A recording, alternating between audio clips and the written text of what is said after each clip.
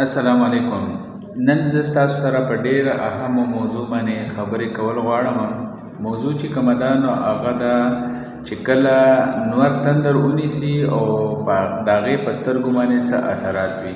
هر کله چې هم تاسو نور ته ډایرکټلی ګورئ نو د نور نه مختلف قسم شعاګانې خارجېږي او په هغې کې ځینې شعاګانې داسې وي چې هغه ستاسو د سترګو لپاره انتهایی نقصان ده وي.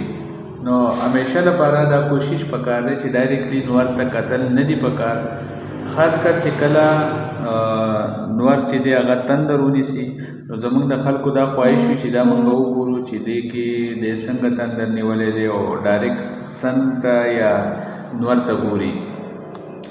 نو د هغې د وجې چې په سترګو باندې کم اثرات پرېوځي، ستاسو د نظر شاته پرده چې کومه ده ریټینا چې کوم ځای کې ایمیج جوړېږي یا ستاسو عکس جوړېږي چې کوم ځای نه هغه بیا دماغو ته ځي، نو په هغه ځای باندې چې دا خطرناکې شعاګانې ولګي نو هغه تاسو د همیشه لپاره هم ړندولی شي یا د یو خاص وخت لپاره هم ستاسو په سترګو کې نظر چې دی نو هغه خرابولی شي.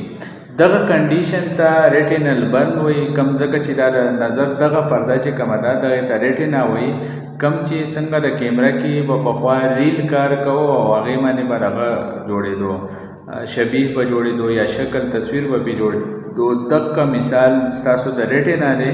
نو چې کله تاسو ریټینا ډایرکټ چې دی هغه نور ته وګورئ نو هغه خطرناکې شعاګانې چې دي نو هغه ستاسو ریټینا چې دی هغه سوځولی شي، په هغې کې څه خلیې سوځولی شي یا څه خاص ځای سوځولی شي.